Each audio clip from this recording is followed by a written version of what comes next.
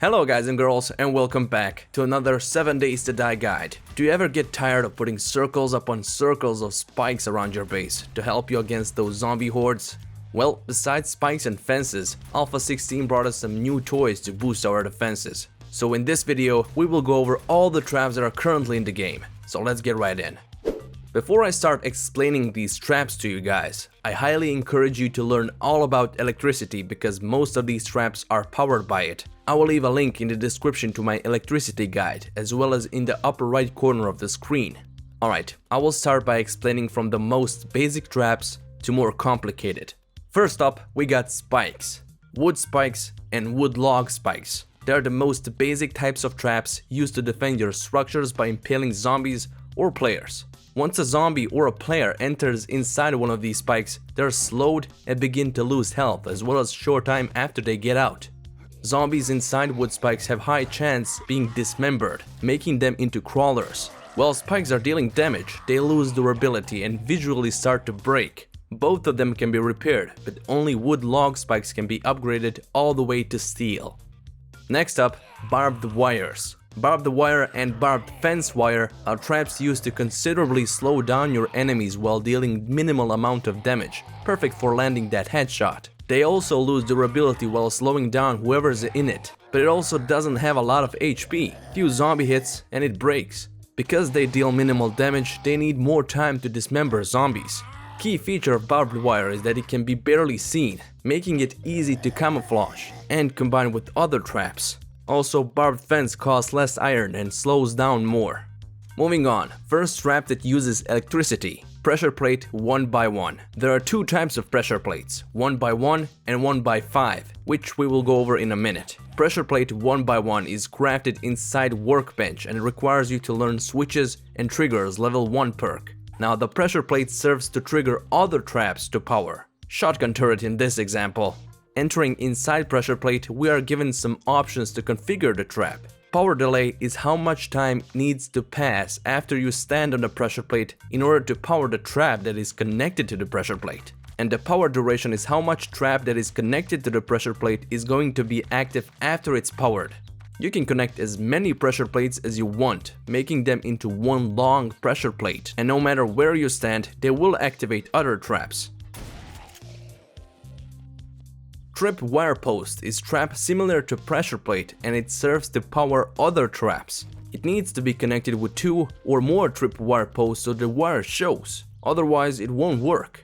It can only be made in workbench and it requires you to learn switches and triggers level 2 perk. And same as the pressure plate, when you enter the trip wire, you have few options to configure it.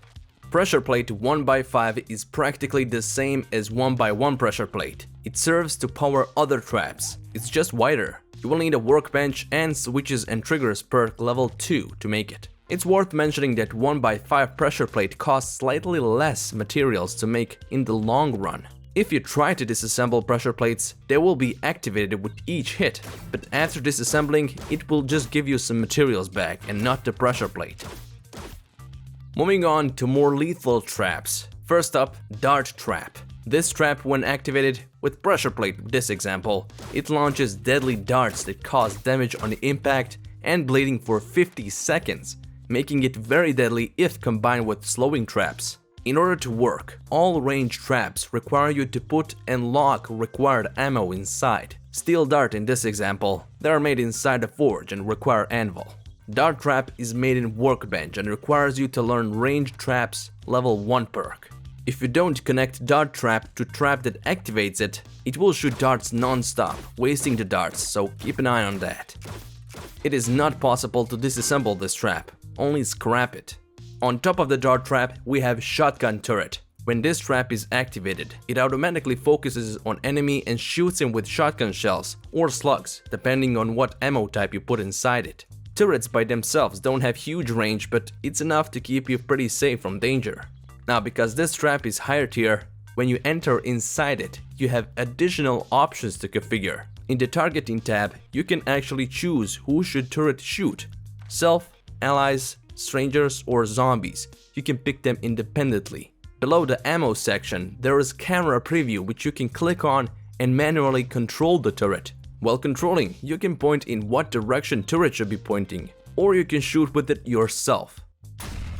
Keep in mind that in order to use the camera preview, turret needs to be powered, so take it off the pressure plate or tripwire and connect it directly to the power source.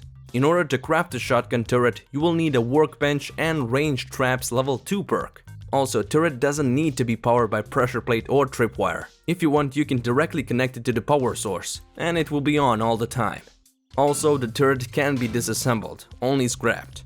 Next up, electric fence post. Similar to tripwire post, it needs to be connected with 2 or more posts in order to work. When powered, wires between these electrical fence posts become deadly by the touch. It shocks your enemy with electricity, dealing moderate damage and slowing at the same time. Only downside is that electrical fence post is higher above the ground, so crouching players or crippled zombies can easily crawl beneath it. Luckily, it can be fixed by burrowing the post in the ground by 1 block, or if you want to combine it like I did here, making it practically impossible to bypass. In order to make the electrical fence post, you will need a workbench and melee traps level 1 perk. Next melee trap is blade trap. This trap, like the name says, is one big mean killing machine. When powered, with pressure plates in this example, trap starts to spin and begins to deal moderate damage to whoever is close. The closer enemy to the center of the blade, faster the damage is being dealt. If enemy stands on top of the trap, damaging speed becomes crazy fast. It has high chance of dismembering zombies, but when zombie is crippled, trap will have some problems hitting the zombies again, because they are underneath the blades. If directly powered to the power source, blades will spin non-stop, but if connected to a tripwire or pressure plate in this example, it will only spin when needed. Even trap blade can be disassembled, only scrapped. Last range trap on our list is auto turret. This turret is pretty much the same as shotgun turret, but instead of shotgun it has SMG mounted on it. It also requires ammo to be placed inside and locked. It has same configuration options as the shotgun turret, only main difference is that it has higher attack rate and usually kills his target after 1 or 2 bullets, making it very ammo efficient. Now these turrets are powered by pressure plates in order to shoot, but if attached directly to the power source, they will constantly be active and shoot everybody that wants to sneak up on you. Auto turret can be made in workbench and require you to learn range traps level 3 perk. Like every other trap, auto turret can't be disassembled, only scrapped.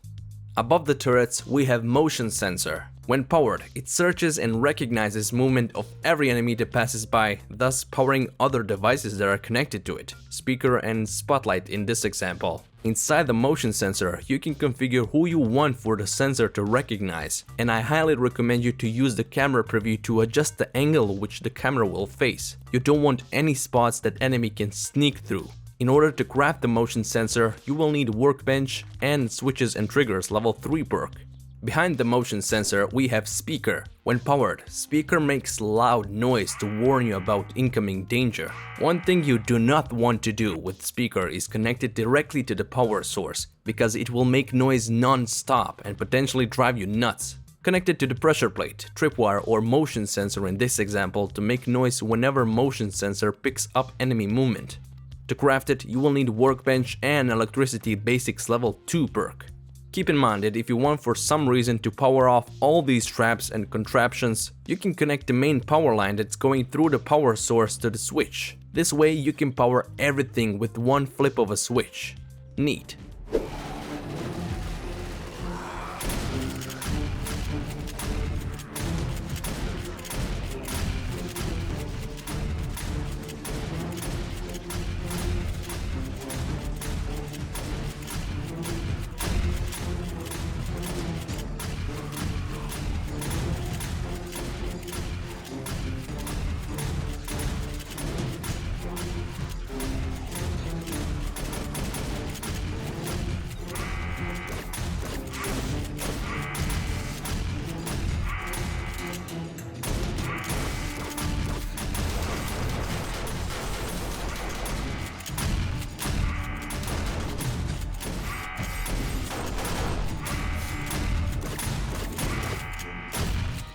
That is all for this video, guys. I hope you found it informative. If you enjoyed, I would appreciate if you leave a like. Consider subscribing if you want more content like this. And as always, I'll see you in the next video.